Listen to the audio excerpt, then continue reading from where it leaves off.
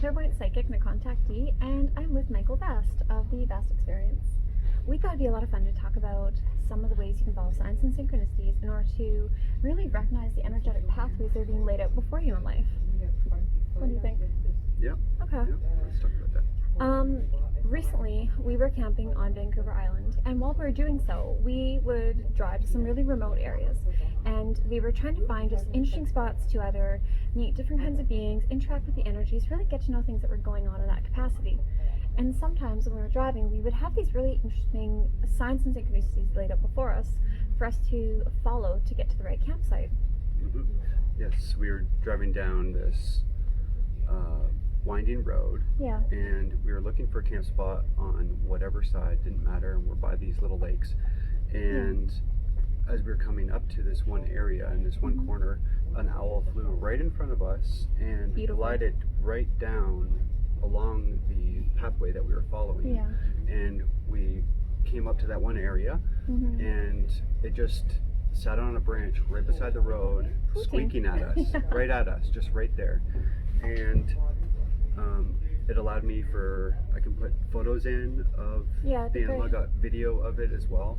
Yeah. And so we can throw that in, and it sat there and hooted, and I didn't actually think to try to connect with it at all, but I did get the energetic impression of this is the area. And we still ended up driving around for a whole lot, an hour and a half, and ended up going back to that exact same spot. But it's right there. You know, it's funny because you and I had the dogs in the truck with us, and as we're driving around, because the vibration of ourselves plus the vibration being in a different area, and then the vibration of the dogs who are super excited, like, oh my goodness, we've stopped, what's going on? As a seagull flies right beside us out the window. Very cool. Wow. But yeah, when you look at the different energies in place, it can be very difficult to follow energy when you have multiple energetic streams coming in together, because you can be sensing the vibration of the place you're supposed to be going, yet be confused because you now have someone else's vibration plus animals.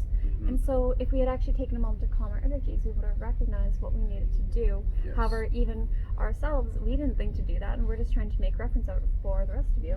Yeah, and it's okay to not be in those calm zones sometimes, because you think about it later, and that's okay. You're still getting the info, even if it is later. And as we circled around, we drove to the edge of where this reserve was, turned around and came back the other way, and there was a little tiny deer that was a little baby deer with a mom of deer, well, just nicely crossing in front of the road, and it was just a little bit further down the road, and it would have been one or two stops where away from where we were, but from the opposite direction, which is kind of funny.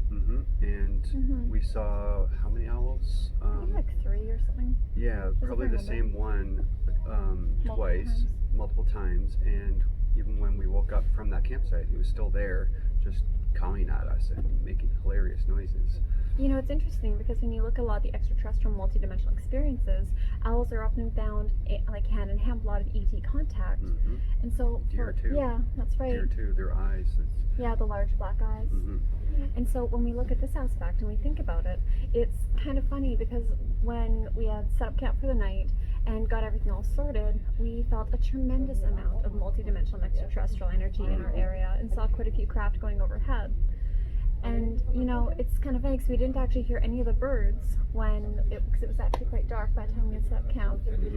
But when we woke up in the morning, there was that same owl right there. And during the night, there was the energy of a lot of grays coming around to the area where we were sleeping. And you could feel the vibration of them because it felt very logical, analytical, very grounded in a lot of ways. It didn't have the same strong emotional capacity to it like a lot of the other beings, but it felt very love-based nevertheless. Like it didn't really feel like it was invasive, at least not to me when it came to this group. Yeah, it was calm and chill. They were just like at ease. And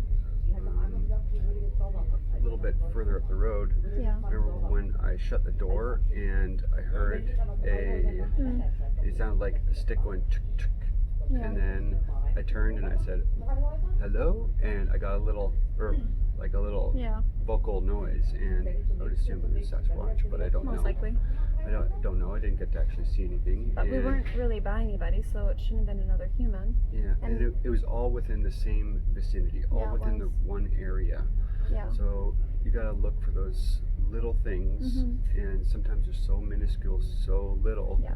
But when you think about it later, they're really big. If you really think about it. You start to add all the signs and synchronicities up.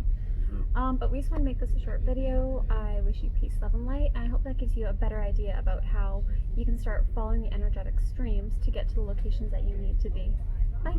Bye-bye.